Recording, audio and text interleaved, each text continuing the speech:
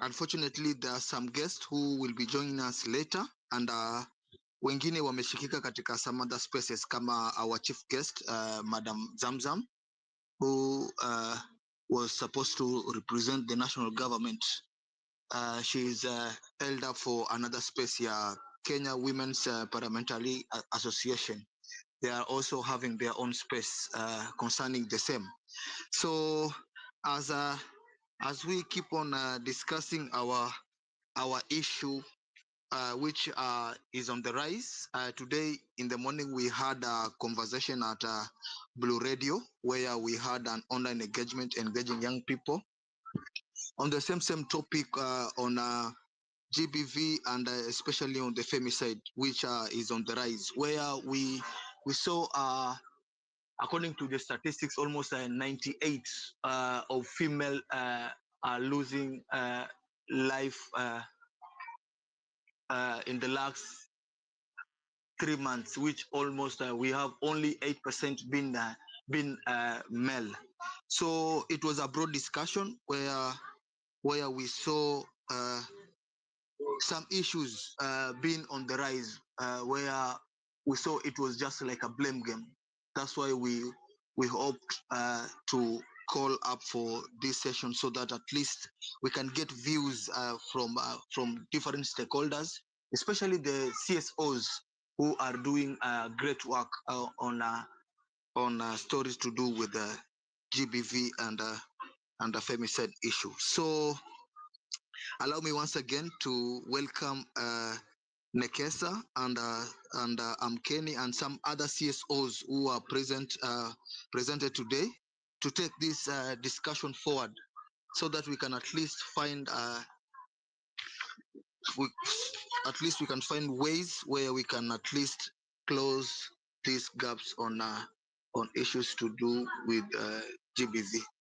So I'll just drop it to. We start with the CSOs who are present today, just to take you through the good work that we've been doing. So my first question will go to Nekesa, and then at least TK from Amkeni will be joining us on the same discussion, as we now try to see what are the root causes of these issues of GBV, because we've tried as a CSOs at least to close the gap in terms of creating awareness or wananchi having that access to accurate information on issues to do with GBV.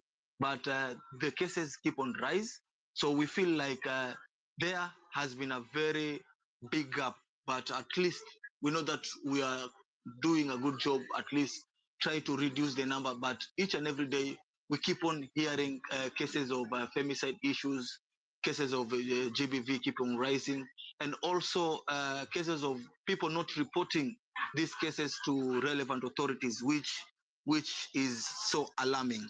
So karibu Nekesa, and at least introduce yourself and take us through on how at least the CSOs now we can come up with the new approach on way we can tackle the GBV issues. So karibu sana Nekesa.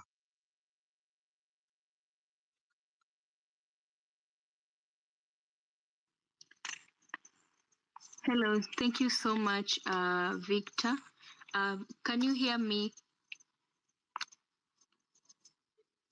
Yes, we can hear you. Yeah, so thank you so much for taking this space to another level, and also we are really grateful for the good work that you are doing in terms of sensitizing the youth, and also what you do at the grassroots level. So allow me to introduce myself. My name is Nekesa Wandera, and I'm the program officer at PEMA Kenya. I'm also okay. So I'm also a human rights activist and also an advocate. I advocate for inclusivity, especially for the gender and sexual minority in terms of access to sexual and reproductive health and rights, and also I'm also well skilled in program management, and also being taking part in stakeholders engagement and capacity building initiative for specifically the gender and sexual minorities. So coming back to the conversation that has been going on in the country, I think the root cause, maybe I can just tackle up on what you have talked about on the increase of femicide, and also why is GBV still an issue in Kenya. One of the things I've just that came up in my mind right now when you are talking, I'm thinking about the issues and about the weak legal systems that is existing in our country. Like when you ask yourself how many perpetrators of let's say the murder cases that has been happening, how many perpetrators have been jailed? The cases are still in court. We have the law enforcers also. Although we're saying that in Kenya we have laws, the laws like, for example, the Sexual Offense Act and also the Protection Against Domestic Violence Act, but still implementation of these laws, it's very what I can term it, it remains weak. And also the culture of victim blaming. Like right now we're saying like, how are survivors also always being shamed? How do we expect someone who has been shamed on we are blaming the victim, like, why did you what were you doing at this particular time? You get? So it's very unfortunate that the government is not taking it seriously. But as CSOs, you have also asked about how as CSOs, we have always been on the loop of advocating for ending GBV in the country. But again, we need also to look on what can we do as civil society organization to ensure that with these weak legal frameworks that are not being implemented in the country, what can we do to ensure that everyone is able to access justice at the end of the day? So maybe I can talk about how do we strengthen our legal and policy framework, because as a country, when we're talking about the legal protection, it's very unfortunate that there is someone, I don't know if it is someone who is delaying the work or someone is sleeping on the job, but also as policy makers and also as CSOs, we need to ensure that we push for strict enforcement of laws against GBV, and also the femicide that has been being amplifying. And with this, it also includes shifting the legal processes, and also let's have harsh penalties. Like, for example, if it is murder case, most people think like some of them are just being given 2, 3, 10-year sentence, but how will we ensure that we have harsher sentence that will enable any person will be used as an example? I'm talking about the recent case that the High Court has ruled against Ezra Chiloba, the late Ezra Chiloba, on how the partner has been sentenced, because we are waiting also for the sentence because the judgment has been given out. And also we need also to ensure that I think it is Muhuri has really tried to have the legal aid center, but I don't know if the legal aid center really help the community people. So we need also to strengthen the legal aid clinic to ensure that there is also the public being offered free legal assistance, for example, to the survivors, and also people who cannot access their advocates. And with all other things, we also need to look on how we are going to integrate services for the survivors. But these services are saying like for example, right now, I'm a victim, I'm a survivor, and then it's saying like I need to go to the police station. After going to the police station, I need to go to the hospital to take the samples. I also need to go to report anywhere. Why don't we think on how best, like in a police station, we have a one-stop shop. Like for example, in the police station, we have specialists at the police station who can collect the sample rather than sending the survivor to the maybe the general hospital, and also going through, sometimes it is tiresome process, and sometimes survivors can think on, it's just enough for me, let me just let it go. To wind up, maybe I'm not talking a lot. We need also to see how we are going to partner as civil society organization to ensure that in each and every region that we are speaking about, let it cut across in collaborating with other regions, so that we ensure that the issues that we are speaking at as Mombasa, the issues that we are speaking as people in Nairobi, it cut across and it bring us together, so that we can also join a coalition to ensure that we fight for the rights of everyone. We are talking about inclusivity. Thank you so much, Victor. Back to you. Thank you so much, Nekesa. Thank you so much for the good insight. Actually, she has really touched it all, whereby we've been witnessing, or we've been hearing the cases where the perpetrators are still on the run, or have been defended probably with the police or with the local administration. And that's where my question comes to Amkeni or to TK, who will be taking us through on these challenges where most of the cases are not reported, despite we have a GBV desk at the police station. What's the gap? And we as the civil society, we've been actually trying to empower the community on especially where to report these cases.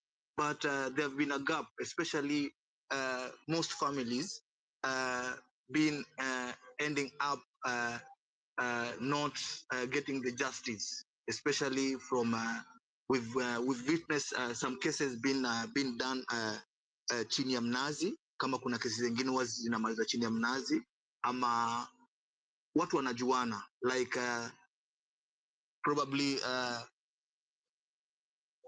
labda babaki ni pastor at the community level, or is someone who is prominent, so they are using their powers to deny justice to the victims of GBV, especially at the grassroots level. So karibu TK, and take us through that, because hiyo imekuwa ni challenge kubwa sana, especially in Mombasa and the coast region at large. So karibu TK, and take us through that challenge that we experience katika community. Thank you.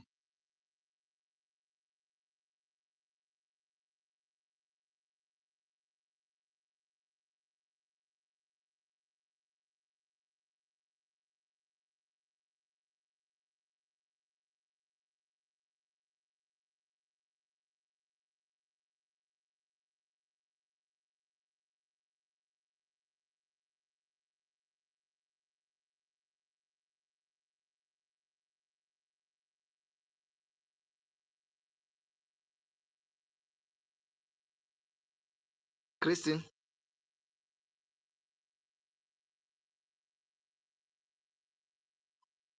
Okay. So wacha tupatie Mr. Cool. Let's give Mr. Cool a chance, and then we'll get back to Amkeni organization. Karibu, Mr. Cool. Thank you. Hey, thank you. Mine was to ask a quick question to Nekesa, who just concluded her submission. And she cited the case of Chiloba that is ongoing in court in the context of femicide.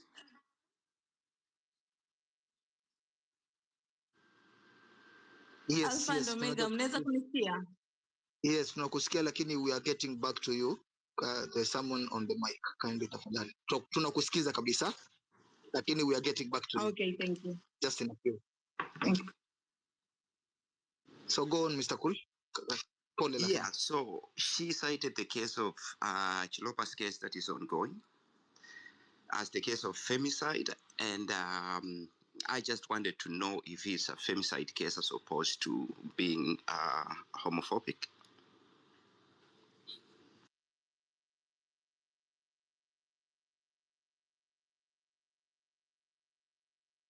Nekesa, I hope umenos down hiyo.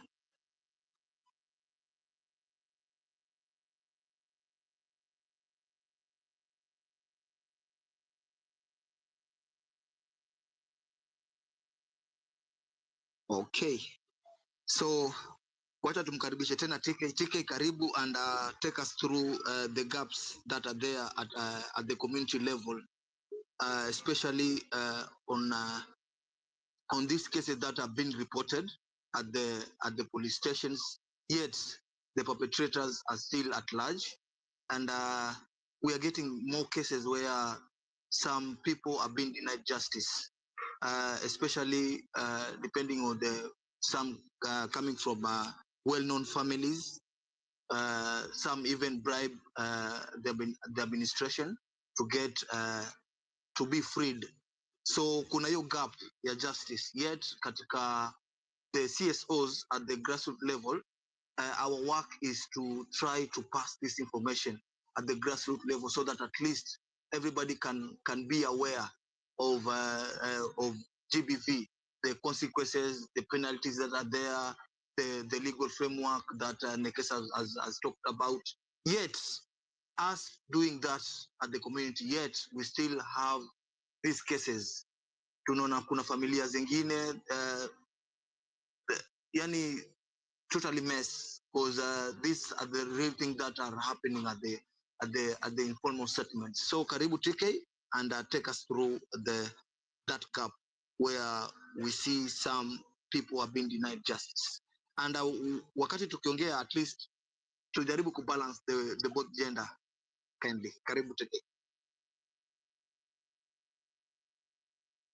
Asante sana. My name's Christine Habuya. TK is just an AKA. I am an activist and social justice and peace and security champion, working with Kenny Community Organization as executive director. So the questions are so in line, and I would just wish to go direct to the first questions, which highlighted the challenges and the gaps regarding reporting of the SGBV cases, despite the fact that we have the gender desk in our police stations and in our offices as CSOs and community organizations achieve justice. So my sister to statistics before the gender court, GBV court were launched in August 2nd last year. We had during by that day, we had at least 5,350 cases of GBV. 866 were sexually related GBV by then, before the launch of GBV court at Shanzu. With those cases, just to put us on the light, is that the GBV court now, it's slightly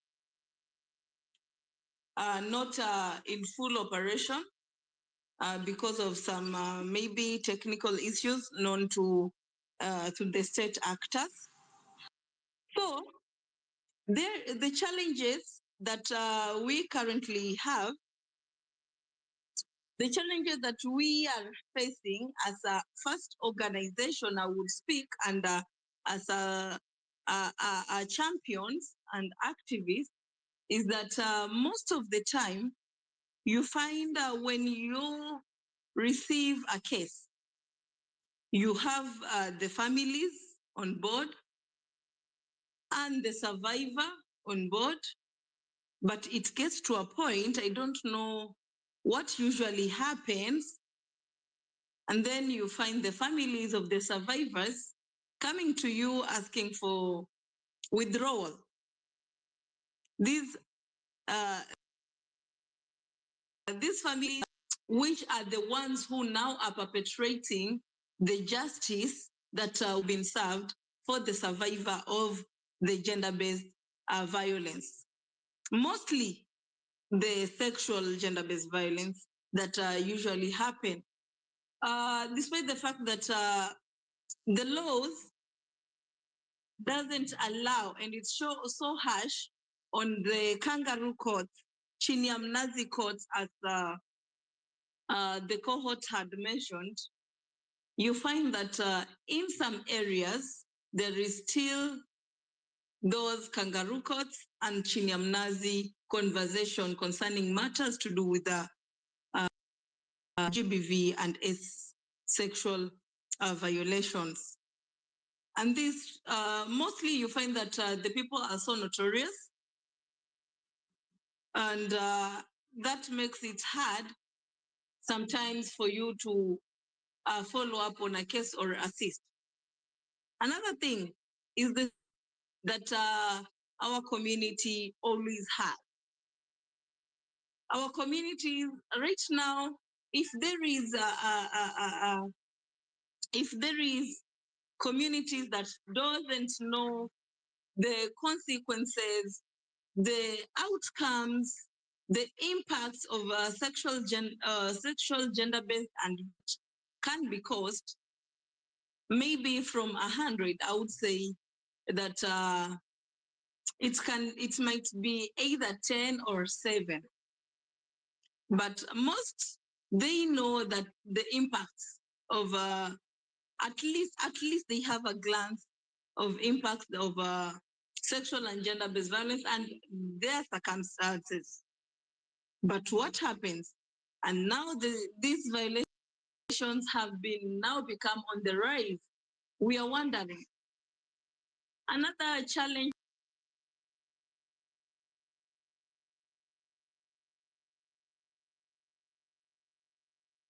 even cultural practices that are violating human rights. The same way you will find a practice that is violating human rights or the rights of the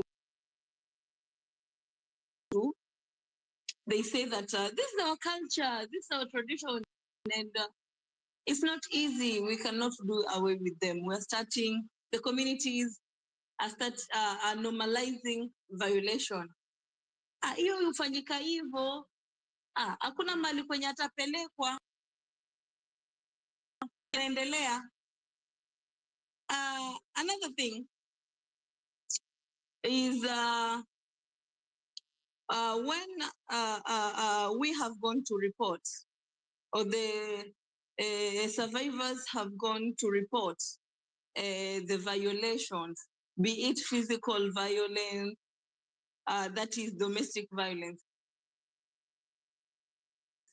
violence, emotional beats, whereby it's not easy for someone to justify emotional violence and maybe mental violation on gender aspect. So it makes it hard for one to justify of emotional and mental violation that has happened to that survivor or to that victim of the emotional violations. Hence, that violation haiwezi kukuwa taken maybe seriously for the lack of better word in our justice system.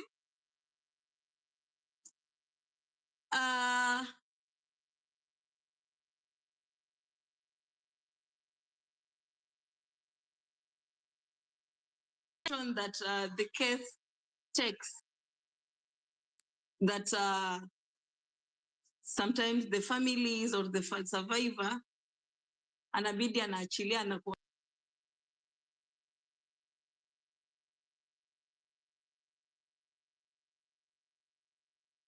they tire. And in such a scenario like this,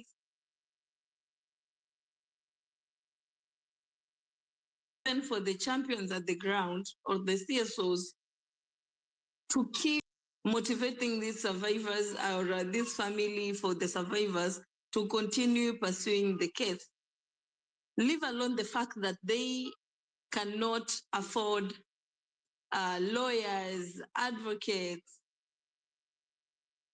Some of them, you can even tell them that they are advocates that are supposed to be given to you pro bono by the court if you don't have the muscles to have one. Sometimes they tell you, sasa nenda kuchukua wakili wa serikali, and then aende akafanye kesi na serikali ambayo, which they feel like kulingana na kesi vile inapelekwa polepole, the case has been tampered with by the perpetrators. And in most cases, you find that families to perpetrators or the perpetrators themselves are well off financially, or katika connections, wakona connections, they can reach far, they can stretch their hands and reach far, hence intimidations.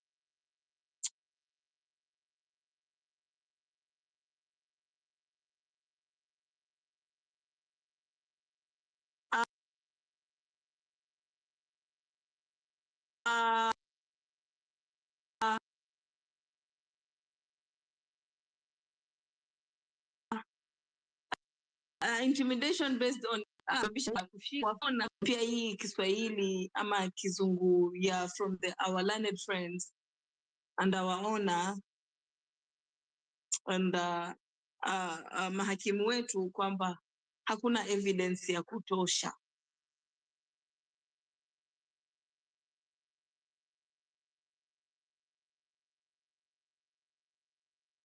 In some cases ambazo unapata kama vile mwenzangu amesema,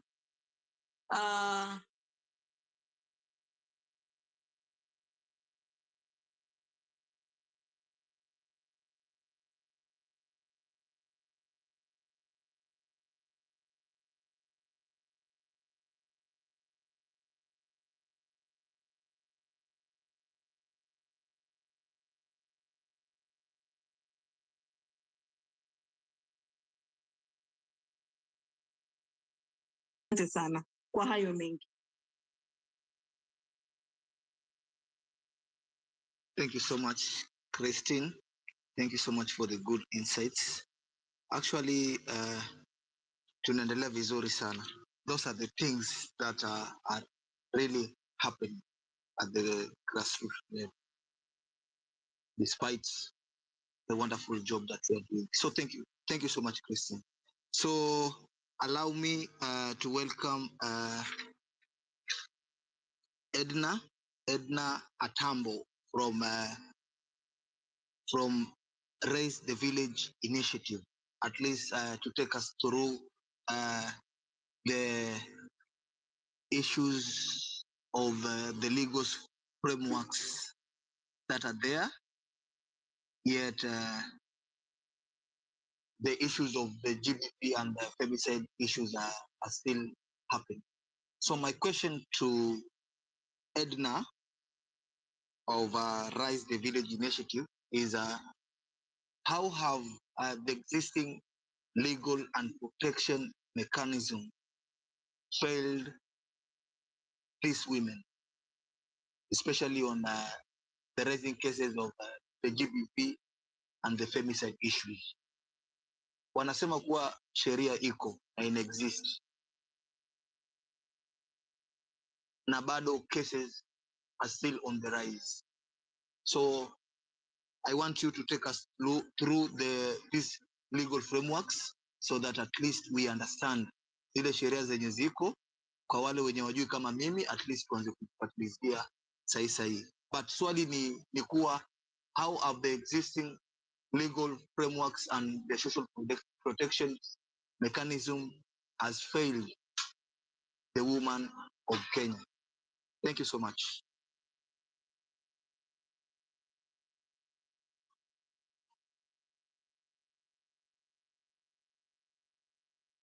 Thank you so much for having me.